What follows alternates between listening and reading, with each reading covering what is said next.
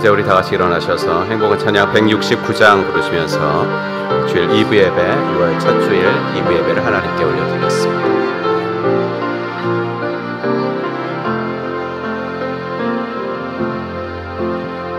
예수의 이름으로 나는 일어서리라. 주가 주신 능력으로 나는 일어서리라. 원수가 날 향해 와도 쓰러지지 않으리.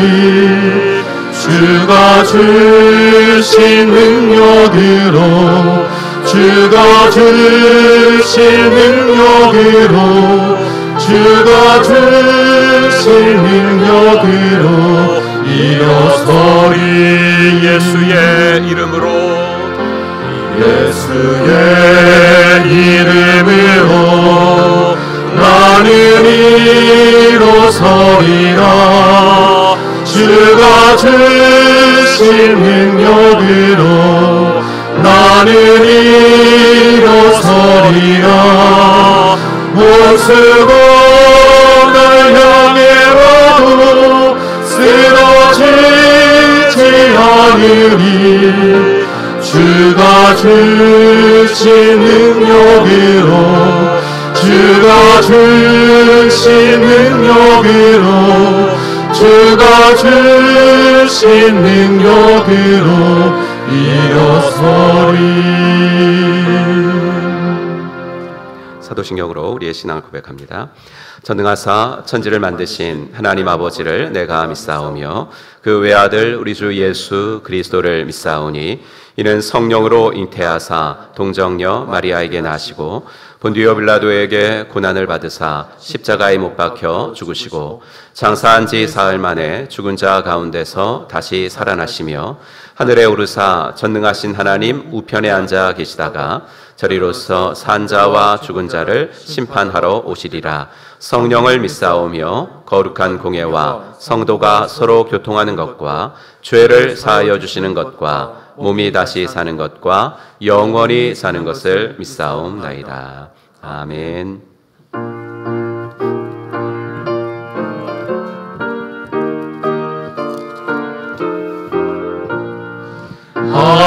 하나님의 크신 사랑 하늘에서 내리사 우리 맘에 항상 계셔 온전하게 하소서. 우리 주를 자비하사 사랑 무한하시니 두려워서 떠는 자를 구원하여 주소서.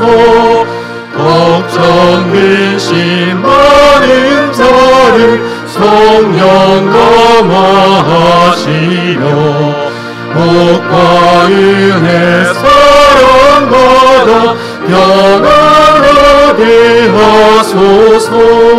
처음과 끝이 되신 주님 항상 인도하셔서 마귀 유혹하는 것을 속히 끊게 하소서. 전능하신 아버지여 주의 능력 주시고 우리 맘에 임하셔서 떠나가지 마소서. 주께 영광 항상 돌려 천사처럼 섬기며 주의 사랑 영영토록 찬송하게 하소서. 우리들이 거듭나서 금이 없게 하시고 주의 크신 구원받아 온전하게 하소서. 영광에서 영광으로 천국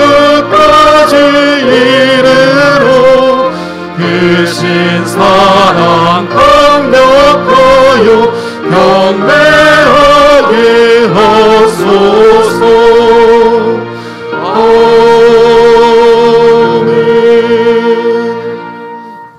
우리는 세상으로부터 부름받은 하나님의 백성입니다. 또한 세상으로 보냄받은 그리스도의 제자입니다. 하나님을 기쁘게 찬양하는 예배자가 됩시다. 이웃을 열심히 구원하는 복음의 증인이 됩시다. 배움을 통해 그리스도를 본받는 성숙한 성도가 됩시다. 한 몸 된 교제를 나누는 건강한 지체가 됩시다. 아낌없이 사랑을 실천하는 봉사자가 됩시다. 그리하여 우리 모두 하나님을 영화롭게 하는 성령 충만한 공동체가 됩시다. 아멘. 예, 자리에 앉으시고 공동기도 제목 가지고 함께 기도하겠습니다. 나라의 일꾼들에게 성실함을, 또 뽑혀진 일꾼들에게 성실함을 주시고 또 차별금지법들이 통과되지 않도록 하나님 도와주시옵소서. 나라와 민족을 위해서 기도하고요. 장년과 청년이 함께 가는 아름다운 가정교회가 되도록 도와주시옵소서. 6월 첫 주일 예배 드리고 있습니다. 기도로 시작하여 감사로 맞춰지는 6월 한 달이 되어지게 하여 주시옵소서. 우리 세 가지 기도 제목 가지고 합심하여 기도합니다. 하나님 아버지, 주의 은혜 감사합니다. 하나님 오늘도 저희들을 붙드시고 아버지 하나님 이 자리에 있게 하신 것을 감사합니다. 아버지 하나님이여, 이제 아버지 하나님이여 지난 주일에 뽑힌 지방의 일꾼들이 아버지 하나님이여 나라를 위해서, 또 아버지 주민들을 위해서 성실하게 일하는, 정직하게 일하는, 최선을 다해서 일하는 나라의 일꾼들이 되어질 수 있도록 하나님 은혜를 더하여 주시기를 간절히 원하옵고 소원하옵나이다. 아버지 하나님이여, 그리하여서 이 나라가 아버지 하나님 부정부패가 줄어들게 하시고 아버지 하나님이여 실로 아버지 원칙이 통하고 상식이 통하는 아버지 하나님 복된 나라가 되어지도록 인도하여 주시옵소서. 아버지 차별금지법들 같은 성경에 반하고 하나님의 마음을 아프게 하는 아버지 법들은 통과되지 않도록 하나님께서 붙잡아 주시고 아버지 하나님이여 이 나라의 아버지 하나님이여 정말 후손들에게 부끄러움 없는 나라를 물려줄 수 있도록 하나님 은혜를 도와여 주시옵소서. 아버지 우리 행복한 교회를 특별히 사랑하여 주셔서 부모의 아버지 하나님이여 아름다운 신앙이 자녀들에게 아버지 하나님 대물림 되어지고 계승되어지도록 인도하여 주시옵소서. 아버지 하나님이여 청년과 장년이 함께 가는 교회가 되어지도록 도와주시고 아버지 하나님 나라에서는 아버지 하나님 사회에서는 세대의 차이가 나고 아버지 세대 간의 갈등이 있지만 아버지 하나님이여 귀한 교회에서는 아버지 세대가 통합이 되어지고 아버지 하나님 연실로 아버지 하나님 우리들의 마음이 아버지 장년과 아버지 청년이 함께 아버지 예배하고 사역하는 귀한 아버지 하나님 교회가 되어지도록 하나님 은혜를 더하여 주시옵소서. 아버지 6월 첫 주 예배를 드리나이다. 우리 아버지 하나님의 은혜 더하시고 아버지 하나 기도로 시작하여 감사로 마치는 귀한 아버지 하나 한 달이 되어지도록 인도하여 주옵소서.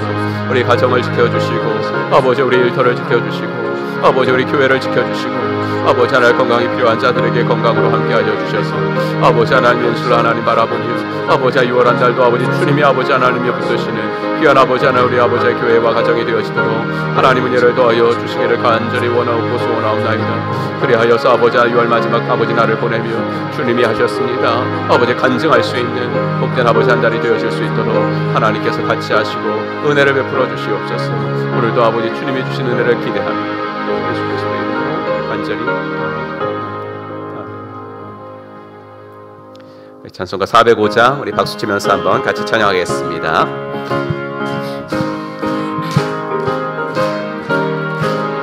주의 친절한 거래한 기세 우리 마음이 평안하리니 항상 기쁘고 복이 되겠네.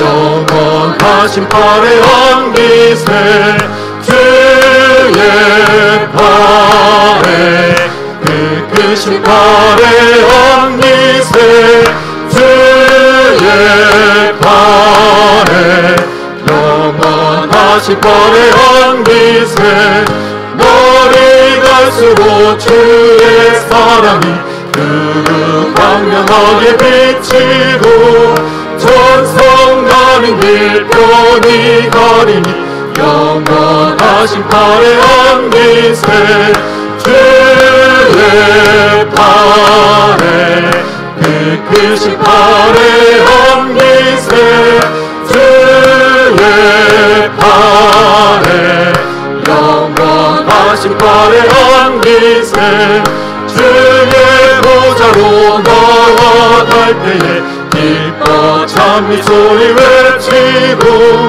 겁과 두려움 없어지리니 영원하신 팔의 안기세 주의 팔에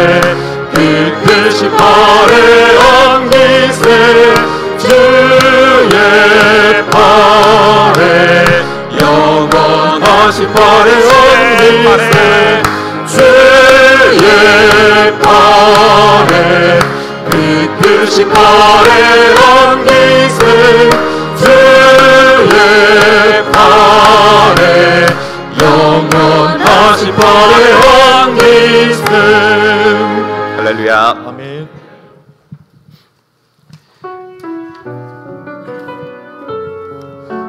이런 교회가 되기를 원합니다. 우리 고백하면서 같이 찬양합시다.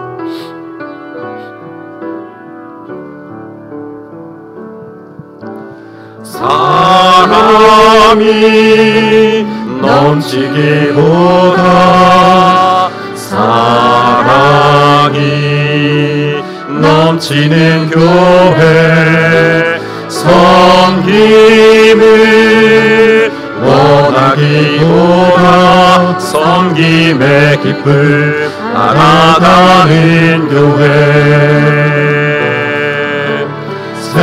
세상이 주목하기보다 주님이 주목하는 교회 화려한 겉모습보다 중심이 주를 향한 교회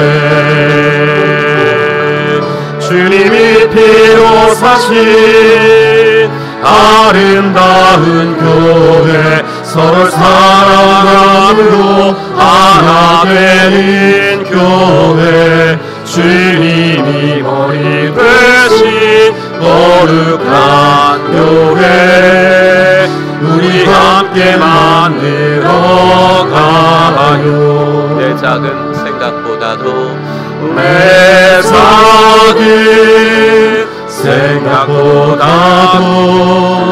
하나 되매 소중함 많은 교회 세상에 알려지기보다 서로가 서로를 깊이 아는 교회 주님이 피로 사신 아름다운 교회 서로 사랑함으로 하나 되는 교회 주님이 머리 되신 거룩한 교회 우리 함께 만들어 가요. 주님이 피로 사신 주님이 피로 사신 아름다운 교회 서로 사랑함으로 하나 되는 교회 주님이 머리 되신 거룩한 교회 우리 함께 만들어 가요. 아멘. 우리 하나님 말씀 같이 보겠습니다. 룻기서 2장 말씀입니다.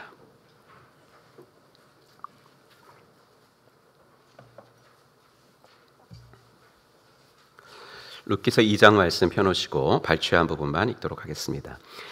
본문은 룻기서 2장 1절부터 16절 말씀까지인데 스크린 보시고 발췌한 부분 같이 읽겠습니다. 같이 읽습니다. 모압 여인 룻이 나오미에게 이르되 원하건대 내가 밭으로 가서 내가 누구에게 은혜를 입으면 그를 따라서 이삭을 줍겠나이다 하니 나오미가 그에게 이르되 내 따라 갈지어다 하매 룻이 가서 베는 자를 따라 밭에서 이삭을 줍는데 우연히 엘리멜렉의 친족 보아스에게 속한 밭에 이르렀더라. 보아스가 룻에게 이르되 내 따라 들으라. 이삭을 주우러 다른 밭으로 가지 말며 여기서 떠나지 말고 나의 소녀들과 함께 있으라. 보아스가 그에게 대답하여 이르되 내 남편이 죽은 후로 내가 시어머니에게 행한 모든 것과 내 부모와 고국을 떠나 전에 알지 못하던 백성에게로 온 일이 내게 분명히 알려졌느니라. 여호와께서 내가 행한 일에 보답하시기를 원하며 이스라엘의 하나님 여호와께서 그의 날개 아래에 보호를 받으러 온 내게 온전한 상 주시기를 원하노라 하는지라. 식사할 때에 보아스가 룻에게 이르되 이리로 와서 떡을 먹으며 내 떡 조각을 초에 찍으라 하므로 룻이 곡식 빼는 자 곁에 앉으니 그가 볶은 곡식을 주매 룻이 배불리 먹고 남았더라. 아멘. 우리 찬양 부르면서 헌금 보고나는 시간 갖겠습니다. 우리 두 손 들고 함께 찬양하죠.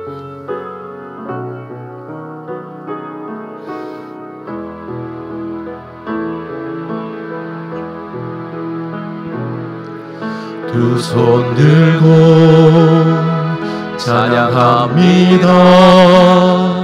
다시 오실 왕 여호와께 오직 주만이 나를 다스리네.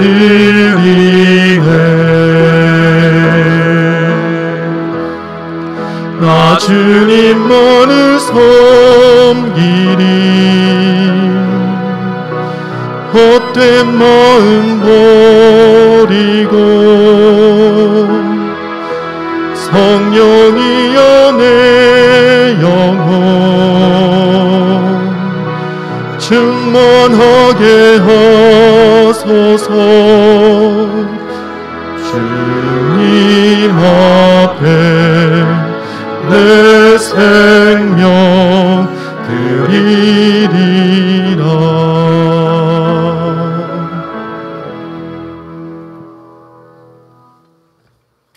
나를 위하여 생명을 주신 주님께 나도 생명을 드리며 살아가야 하는 것이 마땅하지만 아버지 하나 육신이 연약하여 지난 주간에도 주님의 마음을 아프게 하고 주님의 말씀대로 살지 못했던 수많은 죄악들과 부족함들을 주께 고백합니다. 하나님, 이 시간에 생각나는 죄가 있으면 회개하게 하시고 아버지 하나님, 주님께서 사유하시는 은총이 주님께는 있음을 알고 구체적으로 회개하면 하나님 그 죄를 사하여 주셔서 우리들이 똑같은 죄는 한 번이라도 덜 지으며 살아가도록 우리들을 도와주실 줄로 믿습니다. 하나님 아버지, 죄짓고 회개하고 죄짓고 회개하는 생활을 반복하지 않도록 도와주시고 하나님, 똑같은 죄는 한 번이라도 덜 지으며 이미 구원받은 자로서 두렵고 떨림으로 구원을 이루어 나가는 하나님의 사람들이 되어지도록 인도하여 주시옵소서. 지난 5월달도 지켜주신 하나님, 은혜로 살았으니 그 은혜가 6월 한 달도 지켜주셔서 우리들이 직장으로 갈 때는 아버지 그 은혜가 우리를 이끄시고 우리들이 아버지 학교로 갈 때는 학교에서도 주님의 은혜가 우리를 보호해 주시고 아버지 한 우리들이 가정에 있을 때에도 가정에 주의 은혜가 임재하셔서 아버지 6월 한 달도 하나님의 은혜로 살아갈 수 있도록 도와주시옵소서. 기도로 시작하여 싸우니 아버지 하나 감사로 맞춰질 수 있도록 도와주시고 아버지 6월 마지막 날 보내며 하나님이 하셨습니다 고백할 수 있도록 하나님 은혜 베풀어 주시옵소서. 아버지 하나님의 직장에서는 꼭 필요한 사람 되어질 수 있도록 도와주시고 아버지 일터에서 아버지 주님이 사장 되어 주셔서 아버지 하나의 일터를 잘 경영해 나갈 수 있도록 하나님 인도하여 주시옵소서. 아버지 하나님이여, 일터를 경영하시는 분들은 아버지 하나님이여 그 일터의 종업원들이 그 일터를 통해서 유익을 받도록 또 하나님께서 축복하여 주시옵소서. 아버지 하나님, 우리 자녀들의 앞길을 주님께서 활짝 열어주셔서 아버지 학업의 길들, 취업의 길들, 결혼의 문들, 태의 문들을 열어주시고 아버지 하나님이여 따라다니면서 내 자녀를 지킬 수가 없사오니 주님의 자녀이니 주님께서 지켜주시고 천군 천사로 어디를 가든지 전후좌우에서 지켜주시옵소서. 아버지 하나님이여 귀한 헌금을 구별하여 드리나이다. 이 예물이 쓰여지는 곳에 주의 영광이 드러나게 하시고 우리들이 가진 것 중에 당신이 주시지 않은 것은 하나도 없음을 아오니 주님 드리는 연습을 통하여 청지기의 삶을 훈련해 나가도록 인도하여 주시옵소서. 감사드리며 우리 구주 예수 그리스도의 이름으로 간절히 기도하옵나이다. 아멘.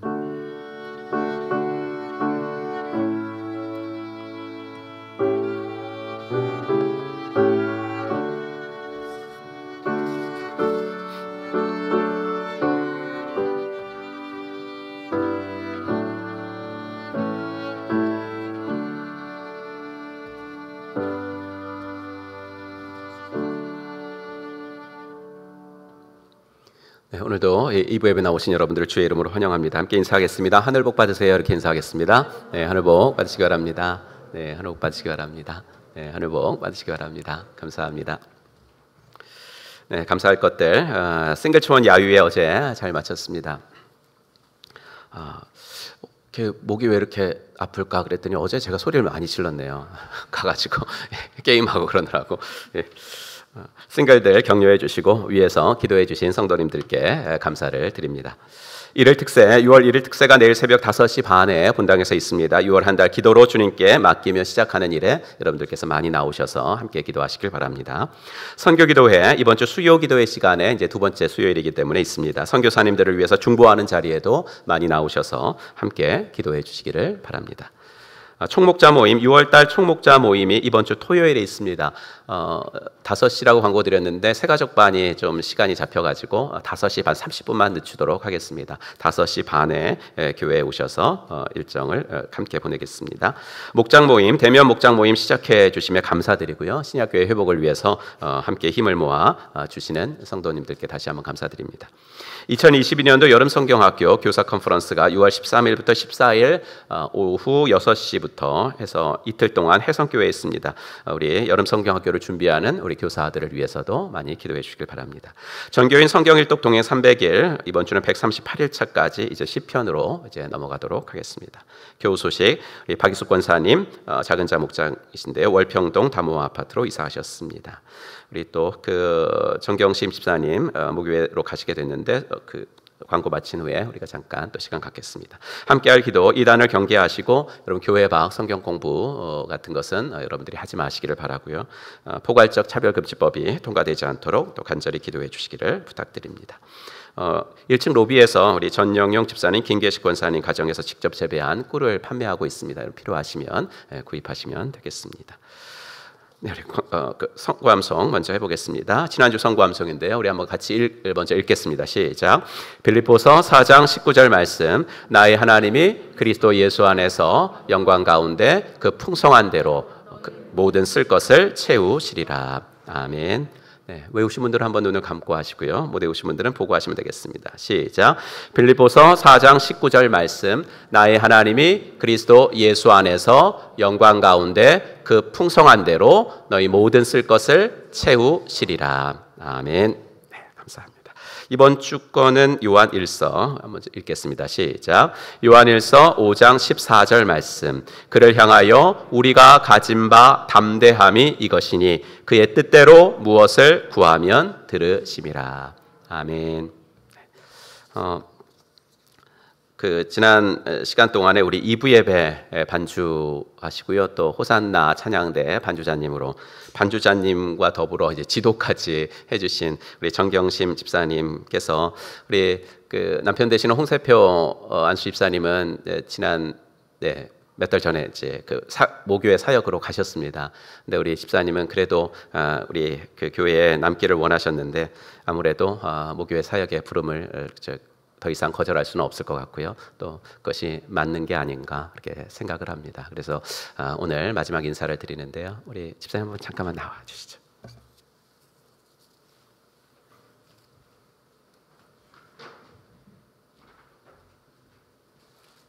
너무나 많이 수고하셨는데 그냥 작은 꽃다발로 마음을 대신합니다. 우리 함께 박수 주시기 바랍니다.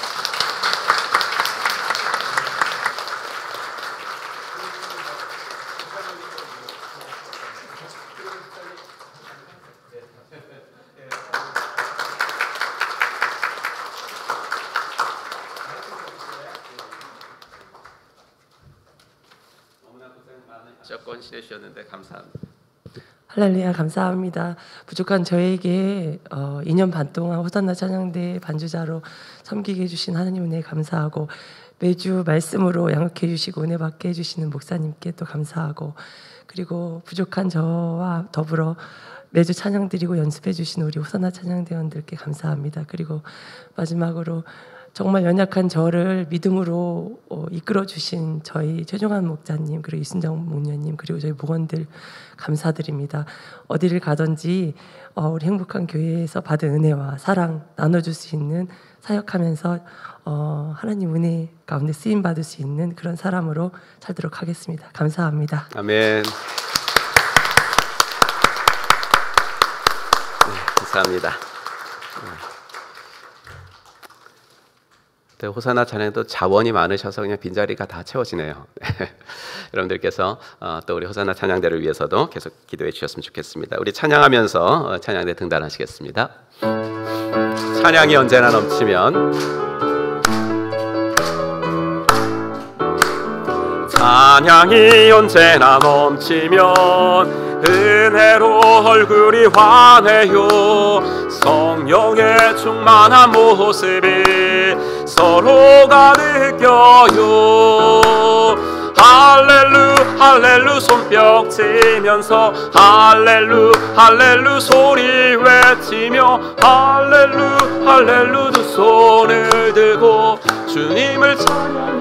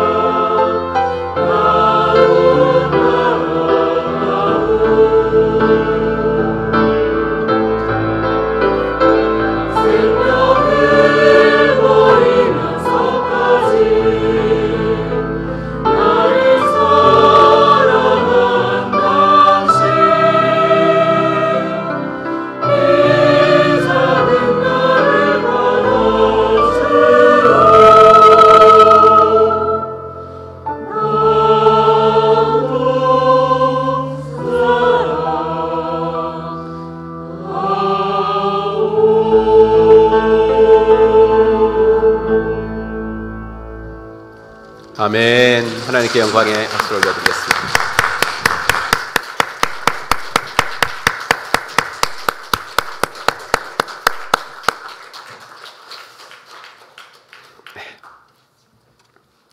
오늘은 룻기서 2장 말씀 가지고 함께 만들어가는 진정한 교회라는 제목으로 하나님 말씀 증거하겠습니다. 룻기 1장은 한 가정이 떡집이라는 뜻을 가진 마을에 흉년이 들어 떡이 없어서 이방 땅으로 이주를 가는 슬픈 이야기로 시작을 했습니다. 그 뒤로는 설상가상이라는 말로도 감히 표현을 못할 만한 고통이 이 가정을 휘몰아쳤는데, 곧 남편과 두 아들, 한 가정의 세 남자가 세상을 떠나는 일이었습니다. 모든 것을 잃어버린 나오미는 하나님이 나를 치셔서 내 인생은 이렇게 텅 비게 되었다고 말하면서 고향으로 돌아옵니다. 하지만 두 며느리 중에 룻은 나오미를 끝까지 따랐습니다. 남편이 죽은 마당에 며느리가 시어머니에게 끝까지 충성을 보이는 그 모습, 그것도 이방 여인 룻이 자기 친부모도 떠나고 자기 친족도 떠나고 자기 민족도, 자기가 믿던 신도 다 버리고 나오미를 죽기까지 따르겠다고 하는 그 모습, 그리고 그들이 돌아온 때가 베들레헴의 이제 흉년이 끝나고 보리 추수를 할 무렵이었다라고 말하는 1장 마지막 절을 읽으면서 우리는 비록 룻기를 어떤 슬픔과 절망으로 읽기 시작을 했지만 감사하게도 뭔가 좀 희망이 보이고 또 기대를 가지면서 1장을 마무리했습니다. 하지만 룻의 결단도 좋았고 그들이 돌아온 시기도 좋았지만 그렇다고 돌아오자마자 그들의 삶에 좋은 일들이 생긴 건 아니었어요. 베들레헴 사람들은 풍년의 즐거움을 누리고 있었을지 모르지만은 남편을 잃은 두 과부가 현실을 살아내기란 그 고단함과 피곤함이 이루 말할 수가 없었습니다. 그들이 살 수 있는 길은 남의 밭에 가가지고 떨어진 이삭을 줍는 일밖에는 할 수 있는 게 없었어요. 2절을 볼까요? 모압 여인 룻이 나오미에게 이르되 원하건대 내가 밭으로 가서 내가 누구에게 은혜를 입으면 그를 따라서 이삭을 줍겠나이다 하니 나오미가 그에게 이르되 내 따라 갈지어다. 우리는 율법과 복음을 너무 대조적으로만 생각을 해서 구약의 율법 조문들은 아주 딱딱하기만 하고 비인간적인 법조항 정도로만 생각하는데 사실은 그렇지 않아요. 물론 고대 근동 아시아의 문헌들에도 가난한 자들을 위해서 이삭 줍는 것은 좀 허용해야 된다라는 문서들이 몇 개 있긴 합니다만 구약 성경처럼 적극적으로 여기에 대하여 이야기하는 고대 문서는 찾아볼 수 없습니다. 대표적으로 두 군데만 찾아드리면 레위기 19장, 너희가 너희의 땅에서 곡식을 거둘 때에 너는 밭 모퉁이까지 다 거두지 말고 내 떨어진 이삭도 줍지 말며 가난한 사람과 거류민을 위하여 버려두라. 나는 너희의 하나님 여호와이니라. 그러니까 추수할 때 너무 철저하게 추수를 하지 말라는 겁니다. 좀 남겨놓는 것도 있지, 그렇게 하라는 거죠. 신명기 24장, 내가 밭에서 곡식을 멜 때에 그 한 뭇을 밭에 잊어버렸거든 다시 가서 가져오지 말고 나그네와 고아와 과부를 위하여 남겨두라. 그리하면 내 하나님 여호와께서 내 손으로 하는 모든 일에 복을 내리시리라. 그러니까 곡식 한 단을 잊어버렸네 하고 생각나면 그거 가지러 다시 가지 말고 그냥 가난한 사람들이 갖게 내버려둬라 이거죠. 근데 문제는 뭐냐면 이런 율법이 있긴 했지만 이것을 하지 않았을 시 처벌 규정은 없었다는 거예요. 그냥 하나님의 백성들이라면 이렇게 살면 좋습니다, 이런 정도였지 처벌 규정이 없었기 때문에 어떤 가난한 사람이 어느 사람의 밭에서 이삭을 주우려면 좋은 주인을 만나야 돼요.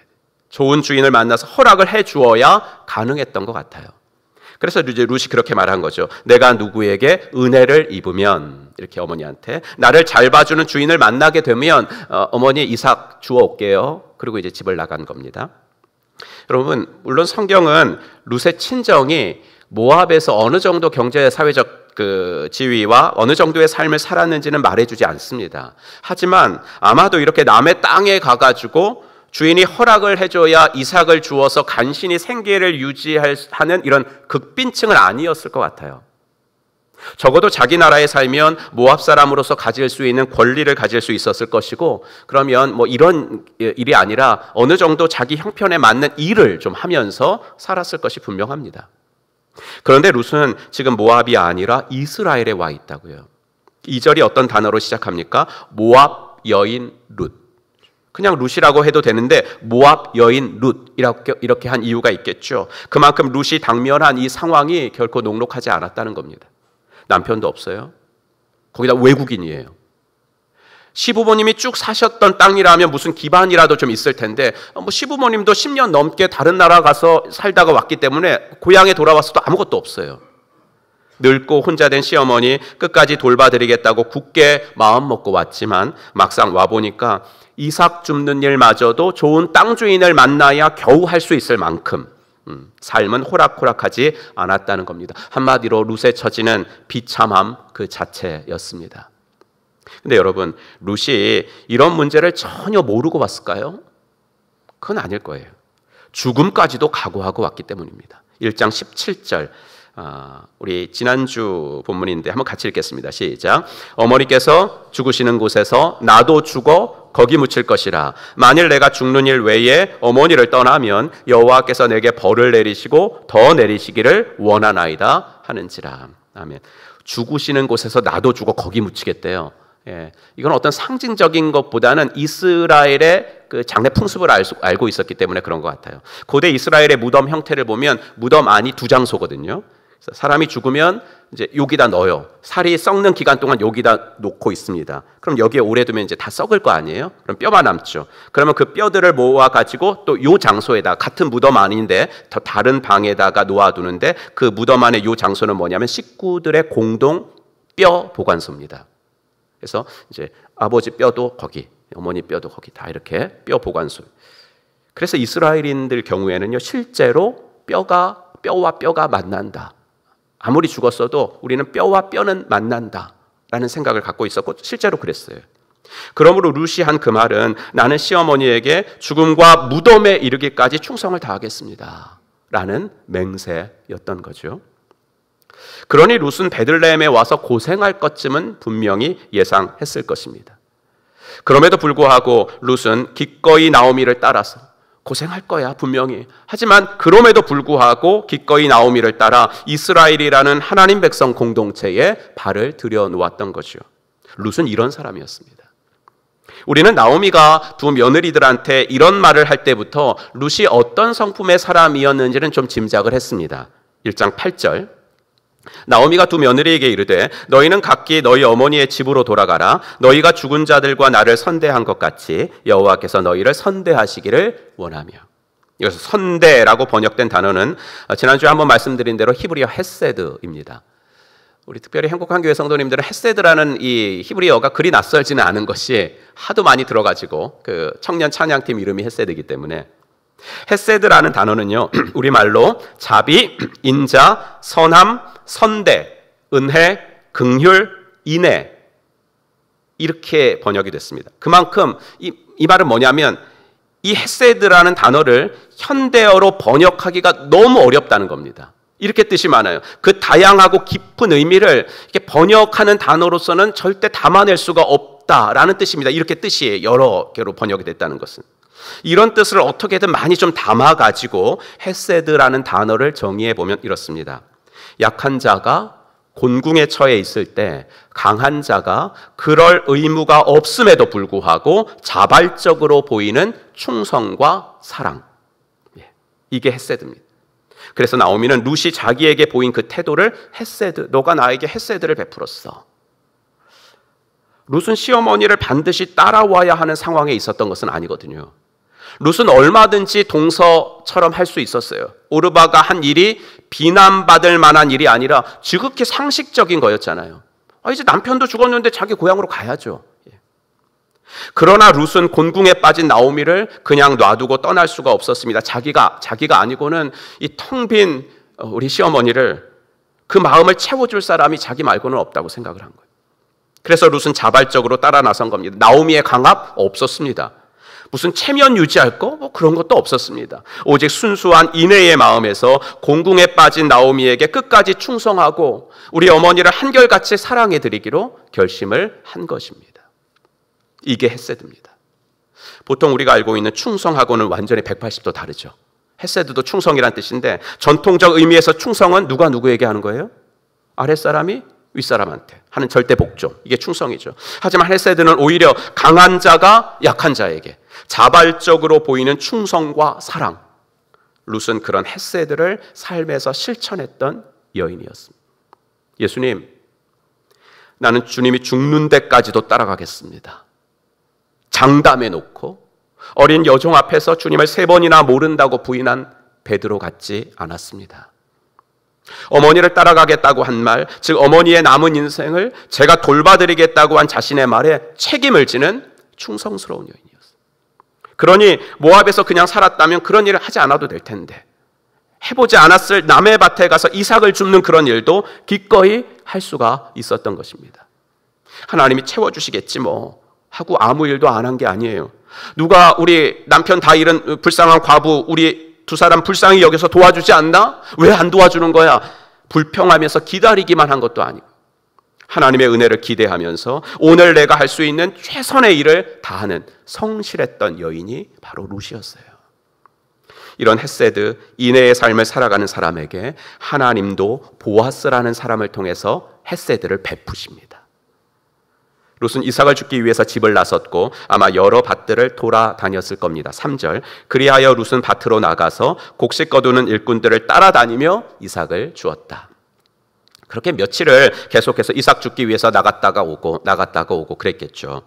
그런데 어느 날 룻의 발길이 잃은 밭이 바로 돌아가신 시아버지의 친족인 보아스의 밭이었던 것 같아요. 우리는 성경 기자가 다 얘기를 해주니까 이 보아스라는 사람이 어떤 사람인지 다 알죠. 다 아는데 룻은 보아스가 자기 집안과 관계가 있는 사람인지는 전혀 몰랐습니다. 그냥 우연히 간 거예요. 우연히. 3절 볼까요? 우연히 엘리멜렉의 친족 보아스에게 속한 밭에 이르렀더라. 보아스의 밭에서 일하는 남녀 종들 사이에 있던 룻이 보아스의 눈에 띕니다. 보아스는 물어요. 5절, 보아스가 베는 자들을 거느린 사환에게 이르되 이는 누구의 소녀냐 하니, 그러니까 팀장한테 물은 거죠. 팀장이 보아스에게 대답합니다. 6절, 저 젊은 여인은 나오미와 함께 모압 지방에서 돌아온 모압 사람입니다. 그럼 보아스가 누구의 소녀냐라고 물은 말은 직역하면 누구에게 속했냐라고 물어보는 겁니다. 그래서 미혼이라면 부모가 누구니? 라고 물어본 거, 기혼이라면 남편이 누구야? 라고 물어본 겁니다. 근데 이 팀장이 말하기는 저 여인은 모압 여인입니다. 이렇게만 이야기합니다. 즉 뭡니까? 부모도 남편도 말할 그기에 앞서 모압 여인이에요. 이렇게 말했다는 것은 룻이 여전히 그 동네에서는 이방인 취급을 당하고 있었다는 거죠. 그것도 영원히 여호와의 총회에 결코 들어올 수 없다고 선언된 모압 여인이었어요. 그런데 모압 여인이라는 말 앞에 이런 말을 붙이기는 했습니다. 저 젊은 여인은 나오미와 함께 모압 지방에서 돌아온 모압 여인이에요. 6절에서는 이렇게 짧게 한 줄 처리를 했는데 아마 이 팀장은 나오미와 함께 했던 여인이고요. 어떻게 해서 여기까지 왔어요. 이렇게 자초지종을 다 얘기해 줬겠죠. 이게 11절입니다. 보아스가 룻에게 대답했다. 남편을 잃은 뒤에 댁이 시어머니에게 어떻게 하였는지를 자세히 들어서 다 알고 있소. 댁은 친정아버지와 어머니를 떠나고 태어난 땅을 떠나서 엊그제까지만 해도 알지 못하던 다른 백성에게로 오지 않았소? 여러분, 이 11절을 읽고 있노라면 누가 생각이 납니까? 저거를 제가 다시 한번 읽어볼게요. 두 번째 줄. 댁은 친정아버지와 어머니를 떠나고 친족들을 떠났어요. 태어난 땅을 떠나고 본토를 떠났어요. 누가 생각이 나세요? 아브라함 생각나시죠? 너는 너의 고향과 친척과 아비집을 떠나 내가 너에게 보여줄 땅으로 가라 하신 말씀에 순종해서 떠났던 아브라함이 생각이 나는데, 근데 어쩌면 룻의 믿음은 아브라함의 믿음보다 더 위대한 것 같아요. 그래도 아브라함에게는요, 하나님이 떠나라 그러면 복의 근원이 될지라 약속이라도 있었잖아요. 하지만 룻에게는 전혀 그런 것이 없었어요. 오히려 시어머니가 따라오지 말라고 말리기를 했죠. 그럼에도 불구하고 자기 민족, 자기 고향, 그리고 자기 친정 부모님 곁을 떠나서 이스라엘 땅으로 온 여인이 바로 룻이었습니다. 그러니 룻의 이런 스토리를 들은 보아스의 마음이 감동이 안 됐겠습니까? 저 여인을 내가 어떻게든 잘 대해줘야 되겠구나 라고 생각이 듭니다. 2장 8절을 보겠습니다. 보아스가 룻에게 이르되 내 딸아 들으라. 이삭을 주우러 다른 밭으로 가지 말며 여기서 떠나지 말고 나의 소녀들과 함께 있으라. 우선 보아스는 룻을 보고 이제 이삭을 주우러 다른 밭으로 가지 말고 여기서 계속 주우라고 합니다. 이 말은 하루하루 이삭을 주워가지고 오늘은 어떤 밭으로 가야 좋은 주인 만날 수 있지? 이렇게 늘 고민하며 살아야 했을, 걱정하며 살았을 룻에게는 너무나 그건 기쁜 소식이었어요. 9절을 앞부분만 한번 보겠습니다. 그들이 베는 밭을 보고 그들을 따르라. 그 당시 추수를 할 때는 남자 일꾼들과 여자 일꾼들이 같이 동원됐습니다. 그래서 본문에도 2장을 보면 자꾸만 보아스가 나의 소녀, 나의 소년 이렇게 자꾸 이야기를 하는 걸 보게 돼요. 그래서 남자 일꾼들이 하는 일은 뭐냐면요, 낫을 들고 이삭을 쭉 베어 나가고, 여자 일꾼들은 그 뒤를 따르면서 이제 딱 누여진 이 이삭들을 이제 한 단으로 묶는 묶음 작업을 했습니다. 그래서 방금 전에 읽었던 그들이 베는 밭을 보고 그들을 따르라라고 말했을 때 앞에 그들은 남자 일꾼들을 말하는 거고, 뒤에 그들은 여성 명사라서 여자 일꾼들을 이야기합니다. 즉 룻을 보고 너는 이삭을 묶는 여자 일꾼들을 바로 뒤에서 쫓으면서 이삭을 주어도 된다라고 한 겁니다. 그러니까 보아스가 룻에게는요 엄청난 특권을 준 겁니다. 이삭 줍는 다른 사람들과 경쟁을 할 필요가 없게 만들어 준 거예요. 다른 사람들은 그저 밭의 가장자리에 떨어진 이삭 줍는 정도로 만족해야 했는데, 룻은 밭의 모퉁이가 아니라 그 밭 한가운데에서 정식 일꾼들 뒤를 그냥 쫓아다니면서 이삭을 줍기만 하면 되도록 만들어 주었어요. 그렇게 보아스는 룻의 생계 문제를 완벽하게 내가 책임져 줄게 라고 말을 한 겁니다. 둘째로 9장 하반절을 보시면 젊은 남자 일꾼들에게는 덱을 건드리지 말라고 단단히 일러두겠어. 이 건드리다라는 말은 때리다, 해를 가하다 라는 단어인데, 이게 남자와 여자 사이에서 쓰였을 때는 성적으로 희롱하다라는 말이 됩니다. 말씀드렸듯이 이삭을 줍는 일과 관련해서 율법에는 그렇게 사회적 약자들에 대해서 관대할 것을 명시되어 있지만, 여전히 현실에서는 사회적 약자에 대한 무시와 공격이 있었던 것 같아요. 밭에 남자 일꾼들이요, 이삭 주우려고 오는 가난한 사람들을 이렇게 밀어내거나 혹은 여자인 경우에는 성적으로 희롱하는 경우가 있었던 것 같습니다. 그래서 보아스는 룻에게 내 밭에서 일하는 남자 일꾼들에게는 절대로 그런 일 하지 말라고 미리 경고해 두었으니까 걱정하지 마라. 룻의 안전 문제까지 책임져 준 겁니다. 9절 다시 한번 보시면 목이 마르거든 주저하지 말고 물단지에 가서 젊은 남자 일꾼들이 길어다가 둔 물을 마시도록 하시오. 더운 날씨에 추수를 하려면 물이 필수였겠죠. 그래서 젊은 남자 일꾼들은 우물을 길러다가 이제 공동 물단지에 채워놓고 이제 목이 마를 때 물 마시면서 일을 했던 것 같습니다. 보아스는 룻에게 말합니다. 너도 목이 마르거든 얼마든지 그 물단지에 있는 물 마시면 돼. 이렇게 배려를, 얼마나 자상한 배려입니까? 네 번째로 보아스는 남자 일꾼들에게 이렇게 말합니다. 16절 그를 나무라지 말고 오히려 단에서 조금씩 이삭을 뽑아 흘려서 그 여인이 줍도록 해주게. 무슨 말입니까? 룻이 이삭을 주우러 다니는 처지라고 해서 그녀를 무시하거나 인격적으로 모욕하지 말아라. 그리고 룻이 조금이라도 더 많이 이삭을 주워갈 수 있도록 일꾼들에게 곡식 다발에서 조금씩 이렇게 빼가지고 이렇게 흘려놔라라고 말합니다. 이런 모습을 보고 어떤 분이 그러더라고요. 그럴 거면 아예 타자까지 해서 주지. 예, 그렇게 할 필요가 어디 있겠냐고. 근데 보아스는 룻의 정서적인 면까지 생각을 한 거예요. 어려운 사람을 돕는 게 참 좋은데요, 어려운 사람을 도울 때 우리는 자신의 우월감이 드러날 때가 있어요. 예. 그럼 도움받는 상대방은 사랑을 받는다고 생각하지 않고 되게 자존심이 상하거든요. 보아스는 그것은 참된 사랑이 아니라고 생각을 한 거예요. 룻이 자존심 상하지 않도록 배려하면서 자연스럽게 이삭을 더 많이 주워갈 수 있도록 그렇게 조치를 해놓은 것입니다. 여러분 잘 보세요. 룻이 나오미를 위해서 헤세드를 베풀었어요. 둘 다 남편 잃은 처지, 같은 처지지만 젊음이 그래도 재산이잖아요. 젊음. 그러니까 자신이 시어머니보다는 그래도 나은 처지다. 그래도 내가 시어머니보다는 강한 자다. 그렇죠. 강한 자가 약한 자에게 베푸는 것이 헤세드니까 그런 생각하면서 나오미에게 헤세드를 베풀었다고요. 그런데 룻이 나오미에게 베푼 헤세드를 보아스가 듣고 그의 마음이 움직였습니다. 그래서 이제는 보아스가 룻에게 헤세드를 베풉니다. 룻이 나오미에게 헤세드를 베풀었더니 보아스는 룻에게 헤세드를 베풉니다. 여러분, 이것이 바로 하나님이 일하시는 방식이고 이게 진정한 사랑임을 믿으시길 바랍니다. 그래서요, 진정한 사랑은요, 적어도 기브 앤 테이크는 아닙니다. 진정한 사랑은 주고받는 것은 아닙니다. 진정한 사랑은 내가 너 도와주었으니까 너도 나 도와주어야 된다. 그러니까 우리나라 농경사회에 이제 저 밭에 가서 내가 추수를 모내기를 해주면 그 사람이 이제 우리 차례가 되면 우리가 해줘야 되잖아요. 예, 품앗이. 그거는 좋은 모습이기는 하는데 그걸 가지고 진정한 사랑이라고 할 수는 없어요. 진정한 사랑은 흘러가는 거예요. 돌아올 걸 기대하지 않고 흘려보내는 거예요. 그리고 그 흘러가는 방향은 언제나 낮은 곳이 되어야 돼요. 왜냐하면요, 높은 곳으로 사랑을 보낼 때는 돌아올 것을 기대하거든요. 내가 이만큼 주었으니까 저 사람도 나에게 이만큼은 줘야 돼. 아니, 조금 더 줄 것을 기대하거든요. 그런 사랑은 진정한 사랑이 아니라고요. 그러나 낮은 곳으로 사랑을 보낼 때는 돌아올 걸 기대 못해요. 기대하지도 않아요. 그래서 진정한 사랑은 낮은 곳으로 흐르는 사랑이에요. 낮은 곳으로 흐르는 사랑. 그것이 바로 헤세드입니다. 아까 소개해드린 헤세드의 정의를 다시 한번 읽어드릴게요.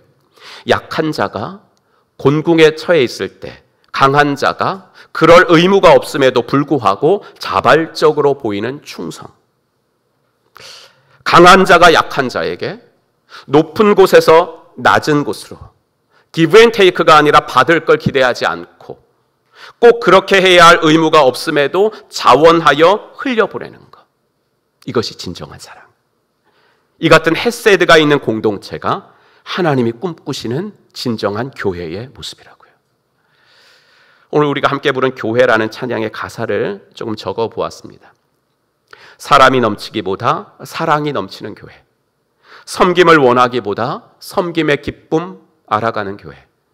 세상이 주목하기보다 주님이 주목하는 교회. 화려한 겉모습보다 중심이 주를 향한 교회.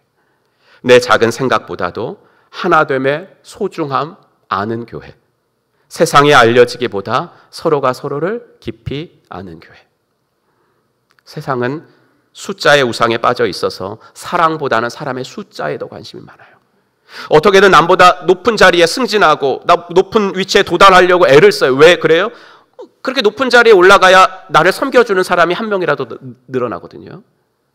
내 이름이 나는 것을 원하지만 서로가 서로를 깊이 알기는 원하지 않는, 한결같이 인생의 동반자로서 한결같이 사랑하며 사는 것은 원치는 않습니다. 그렇게 세상은 점점 삭막해져 가고 메말라져 갑니다. 그래서 이 세상의 유일한 희망은 교회인 줄로 믿습니다. 교회마저도 타락하지 않았나요? 맞아요. 그래도 교회가 희망이에요. 그래도 교회만이 답이에요. 아니, 희망이고 답이어야 되기 때문에 교회는 날마다 개혁되어져 나가야 돼요. 성경에 비추어서 잘못된 것은 우리는 주저하지 않고 고쳐야 돼요. 성경에 비추어서 잘못된 것은 우리는 주저하지 않고 바꿔야 돼요. 모자란 것은 즉시 보충해야 돼요. 우리가 이 일을 하지 않으면, 교회가 이 일을 하지 않으면 정말 세상은 희망이 없어요. 많은 사람들이 기승전 오직 경쟁인 이 사회에 지쳐버렸어요. 돈과 지위만으로 그 사람을 평가해버리는 이 사회에 신물이 났어요. 그래서 교회는 뭔가 그래도 좀 다르겠지. 예수라는 분은 정말 사랑이 많으신 분이었다고 하니까 그런 기대로 교회를 찾아요. 근데 교회가 그의 기대를 충족시켜주지 못해요. 아니, 그의 기대를 무참히 깨트려 버리고 있는 것이 현대교회예요. 근데 이건 비단 현대교회만이 아니라 성경에 나오는 교회도 그랬어요. 야고보 사도의 직언을 들어볼까요? 나의 형제자매 여러분, 여러분은 영광의 우리 주 예수 그리스도를 믿고 있으니 사람을 차별하여 대하지 마십시오. 이를테면 여러분의 회당에 화려한 옷을 입은 사람이 금반지를 끼고 들어오고 또 남루한 옷을 입은 가난한 사람도 들어온다고 합시다. 여러분이 화려한 옷차림을 한 사람에게는 특별한 호의를 보이면서 여기 좋은 자리에 앉으십시오 하고, 가난한 사람에게는 당신은 거기 서 있든지 내 발치에 앉든지 하고 말하면 바로 여러분은 서로 차별을 하고 나쁜 생각으로 남을 판단하는 사람이 된 것이 아니고 무엇이겠습니까? 이것은 주님이 원하시는 교회의 모습은 아니에요. 적어도 이건 교회는 아니에요. 오순절 성경 강림 사건 이후에 신약교회가 생겨났죠. 하지만 진정한 교회는 놀랍게도 훨씬 더 오래전에 있었어요. 언제요? 다윗 왕이 태어나기 전에도 있었어요. 자기 이익만을 위해서 자기 소견에 오른 대로 행했던 사사시대에 그런 교회가 있었어요. 어디에 있었어요? 베들레헴 땅에 있었어요. 베들레헴 땅 어디예요? 보리 추수하는 밭에 있었어요. 그 교회는. 2장 14절 우리 한번 같이 읽어보겠습니다. 시작. 식사할 때에 보아스가 룻에게 이르되 이리로 와서 떡을 먹으며 내 떡 조각을 초에 찍으라 하므로 룻이 곡식 빼는 자 곁에 앉으니 그가 볶은 곡식을 주매 룻이 배불리 먹고 남았더라. 추수 작업을 하다가 식사 시간이 된 것 같아요. 룻은 일을 할 때는 곡식단 사이에서 여자 일꾼들, 정식 일꾼들 뒤에 바싹 붙어서 일했지만 이제 식사 시간이 되자 아무래도 좀 이렇게 쭈삣쭈삣했을 것 같아요. 여러분, 이 세상에서 여러 종류의 소외감이 있죠. 여러 종류의 상황에서 외로움이 있지만 먹는 일에서 함께하지 못한다 라는 것만큼 외롭고 소외감을 느끼는 일이 어디 있어요? 혼밥이라는 단어가 뭐 이제 신조어라 그러는데 얼마 전부터, 그죠? 근데 참 외로운 단어잖아요. 듣기만 해도. 일꾼들은 먹고 합시다 하고 다 우르르 몰려가는데 룻은 뭐 일하는 데까지는 끼어서 일을 했는데 내가 저기까지는 내가 어떻게 가? 그러면서 아마도 밭의 한 구석으로 이제 가 있으려고 발길을 글로 돌리고 있었겠죠. 그때 보아스가 룻을 부릅니다. 이리로 와, 너도 이리로 와. 여러분, 이 한마디가 얼마나 룻에게 위로가 되었겠습니까? 룻은 보아스의 그 말에 식사 자리로 옵니다. 그리고 곡식 빼는 자들 곁에 앉아서 밥을 먹습니다. 여러분, 이 장면을 한번 상상해 보세요. 제가 지난주에 말씀드렸죠. 룻기 같은 이야기 장르, 즉 내러티브 장르의 성경을 읽을 때는 자꾸만 그림을 그리셔야 됩니다. 그림을. 추수하려고 열심히 일을 하다가 그 밭의 모든 사람들이 한 식탁에 둘러앉아 식사를 하는 장면을 그려보십시오. 거기에는 유대인이나 이방인의 차별이 없었습니다. 모함 여자도 들어와 있는데요. 뭐. 거기에는 주인이나 하루 일당을 받고 일하는 고용인이나 아무런 차별이 없었어요. 보아스도 같이 먹고 있는데요. 거기에는 남자나 여자의 차별이 없었어요. 남자 일꾼, 여자 일꾼들 다 있었잖아요. 여러분, 이보다 더 아름다운 장면이 어디 있습니까? 이보다 더 교회의 참모습을 보여주는 그림이 어디 있겠습니까? 아니, 이보다 더 복음이 무엇인지, 복음을 자꾸 설명하려고 하는데 그냥 설명이 필요 없이 그 그림만 딱 보면 저게 복음이야 느껴지는 장면이 어디 있겠습니까? 여러분, 우리는요, 하나님의 관점에서 우리를 봐야 돼요. 그래야 교만해지지 않아요. 사람들은 누구는 밭주인이고 누구는 그 밭에서 일하는 사람이고 누구는 일꾼도 아니고 그냥 이삭 줍는 사람이고 우리는 이렇게 나누잖아요. 그래서 누구는 교만해지고 누구는 왜 나는 그 사람처럼 땅 갖지 못하고 복을 주지 않았어요? 하나님 원망하고 그러잖아요. 하지만 근본적으로요, 인생이란 다 하나님이 주시지 않으면 받지 못하는 존재예요. 하나님이 주시지 않으면 거두지 못하는 존재예요. 다 하나님이 내려주신 것을 다 주우며 사는 사람들 아니에요? 부자도 하나님이 내려주신 거 주우며 사는 사람들이에요. 시편 104편. 주님께서 그들에게 먹이를 주시면 그들은 받아 먹고, 하나님이 주셔야 먹고, 주님께서 손을 펴 먹을 것을 주시면 그들은 만족해 합니다. 그러나 주님께서 얼굴을 숨기시면 그들은 떨면서 두려워하고, 주님께서 호흡을 거두어 들이시면 그들은 죽어서 본래의 흙으로 돌아갑니다. 그렇죠. 아무리 부자라도 하나님이 너 와라 그러면은 오늘 돈을 벌다가도 내일 세상을 떠나는 것이 그게 인생이잖아요. 주님이 하늘에서 만나를 내려주셔야 먹을 수 있었다. 그것도 하루에 하루 분씩만. 인간이 어떤 존재인가? 너희들은 내가 내려주어야만 먹을 수 있는 존재들이야 라는 것을 알려주시기 위해서 하루 분씩만 주셨다고요. 광야 인생길을 사는 인간은 주님이 주시는 것만으로 살 수 있다는 겁니다. 땅 주인도 일꾼도 이삭 줍는 사람도 하나님의 관점에서 보면 다를 것이 없습니다. 하나님이 주시지 않으면 아무것도 거둘 수 없는 존재가 바로 인간이기 때문입니다. 그러므로 주님이 원하시는 진정한 교회, 헤세드가 있는 교회를 우리 함께 만들어 가려면 첫째, 하나님 앞에서 내가 누군지 분명히 알아야 합니다. 하나님이 은혜 주시지 않으면 나는 아무 소망이 없는 사람이라는 것을 알아야 합니다. 그래야 교만하지 않게 되어 헤세드를 누군가에게 흘려보낼 수가 있습니다. 룻이 뭐라고 했냐면요, 2장 10절, 나는 이방 여인이거늘 당신이 어찌하여 내게 은혜를 베푸시며 나를 돌보시나이까. 룻이 썼던 이 이방이라는 말 때문에 보아스는 다시 한번 이 여인에게 더 잘해줘야지 라는 생각을 했을 것 같아요. 왜요? 유대인들도 과거에 애굽에서 이방인이었기 때문에. 유대인들 자기의 조상들도 자기도 정말 이방 땅, 애굽 땅에서는 나그네였고 객이었기 때문에. 그때 하나님의 사랑을 받았고 돌보심을 받아 출애굽을 했으니까 지금 룻처럼 나그네로 이스라엘 공동체 안으로 들어온 사람에게 나도 받은 것이 있으니까, 우리 조상들도 받은 것이 있으니까 이런 사람들에게 당연히 우리도 헤세드를 베풀어야 한다고 생각을 했을 겁니다. 자신이 얼마나 큰 은혜와 사랑을 받은 사람인지를 알 때 우리는 누군가를 기꺼이 사랑하고 섬기게 될 수 있습니다. 둘째, 룻이 나오미에게 그런 것처럼 내가 지금 이 시점에서 저 사람에게 없는 것이 나한테 하나라도 있다면, 룻에게는 그게 젊음이었어요. 있다면 그것은 그 사람을 섬기라고 주님이 주신 것임을 알고 사용을 할 때, 그때 헤세드가 있는 교회를 우리 함께 만들어 나갈 줄로 믿습니다. 세 번째, 보아스가 룻에게 그런 것처럼 상대의 필요를 구체적으로 발견하려고 노력하며 그것을 채워주고, 내 방식의 사랑이 아니라 상대방의 사랑의 언어로 사랑을 해줄 때, 그때 우리는 헤세드가 있는 교회를 함께 만들어 나갈 수 있습니다. 마지막 네 번째로, 보아스의 식탁이 보여준 것처럼 성령이 하나 되게 하신 것들을 힘써 지켜나가야 합니다. 그 어떤 차별이나 그 어떤 판단이나 비난이 없었던 보아스의 식탁을 머릿속에 딱 그려보면 우리에게 자연스럽게 드는 생각이 뭐냐면 예수님의 십자가입니다. 이 차별이 무너지는 일은 결코 일어날 수 없어.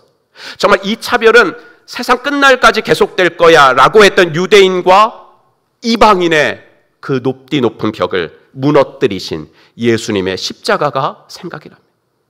그분의 십자가로 예수님은 이미 우리에게 그런 식탁을 선물로 주셨다는 이야기입니다. 우리는 생각이 다르고 감정이 다르고 선호하는 것 다르고 같은 사건에 대한 해석이 다 다릅니다. 하지만 다 다를지라도 너무나 큰 것이 이미 같아져 버린 사람들이라는 것을 잊지 마십시오. 그게 뭡니까? 그분의 보혈로 하나님의 자녀가 됐다는 것. 그분의 십자가로 우리들은 한 가족이 되었다는 것. 이미 한 운명 공동체가 되었다는 것입니다. 그러니 예수님이 죽으시면서까지 만들어주신 한 가족됨의 가치를 지키는 일에 올인해야 합니다.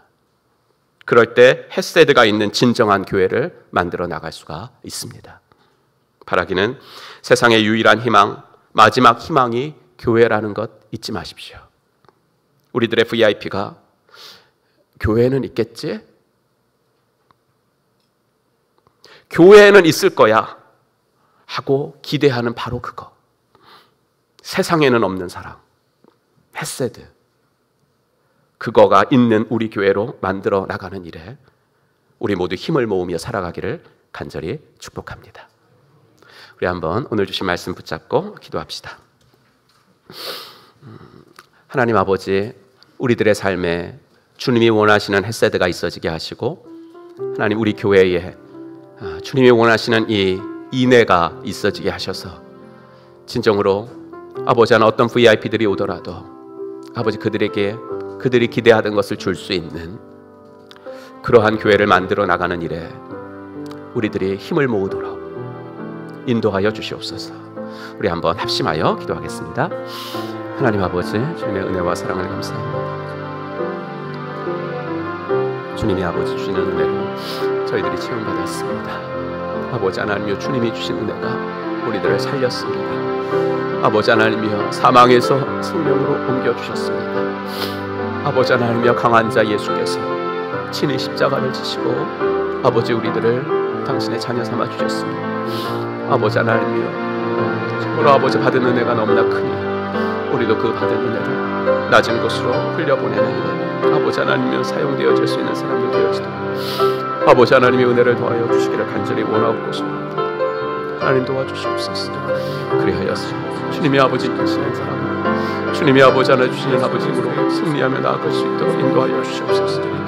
아버지 주님이 원하시는 아름다운 교회, 아버지 하나님이여 진정으로 아버지 섬김이 있는 교회, 아버지 하나님이여 차별과 아버지 하나님이여 정죄함이 있는 것이 아니라 아버지 서로에 대한 칭찬과 격려와 아버지 응원이 있는 아름다운 교회 되어지도록 도와주시옵소서. 세상에는 없는 아버지의 평안, 세상에는 없는 아버지 하나님이여 그러한 사랑과 헤세드가 있는 교회가 되어질 수 있도록 아버지 주시옵소서. 이제 모든 것들을 맡겨드리나이다. 도와주시옵소서. 하나님 아버지 감사합니다.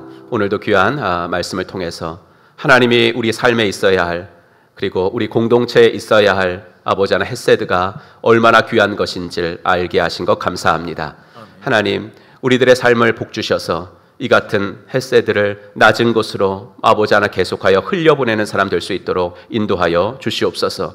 주고받는 사랑도 좋지만 아버지 하나 받을 것을 기대하지 않고 아버지 하나 낮은 곳으로 흘려보낼 때 아버지, 내 삶은 또 하나님께서 누군가를 통해서 채우시는 줄로 믿사오니 아버지 하나님께서 이런 아버지 하나님이여 하나님의 일하심을 경험해 볼 수 있는 이번 일주간이 되어지도록 인도하여 주시옵소서. 예수님의 이름으로 축복하며 기도하옵나이다. 아멘. 우리 다 같이 일어나셔서 결단 찬송 드리겠습니다.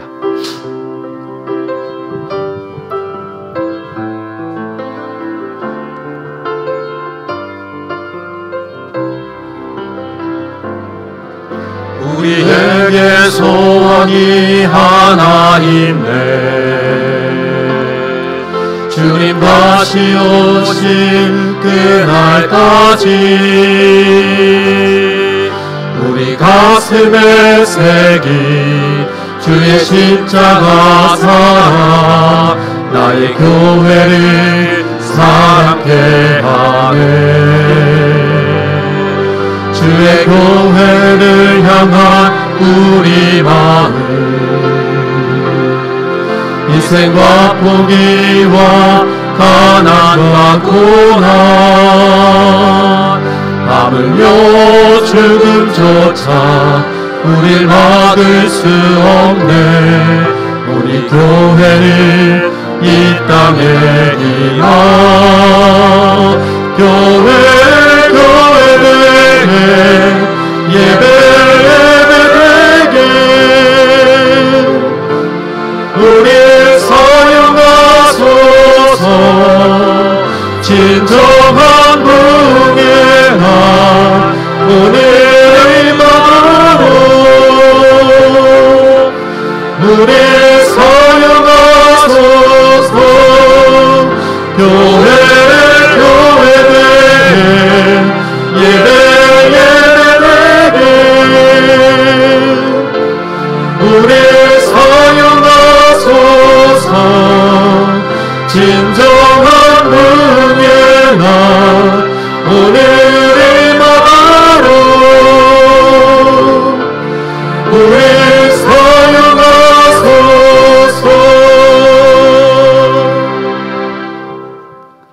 이제는 허물과 죄로 영 죽었던 우리들을 십자가 구속으로 다시 살려주신 우리 구주 예수 그리스도의 은혜와 아들을 이 땅에 보내주신 하나님의 지극하신 사랑과 성령 하나님의 감화, 감동, 위로 충만하심이 주님이 원하시는 헤세드가 있는 진정한 교회 공동체를 만들어 나가는 일에 나도 힘을 보태기 원합니다.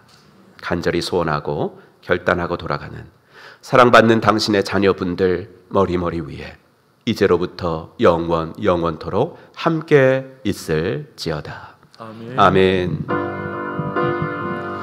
교회를 교회되게 예배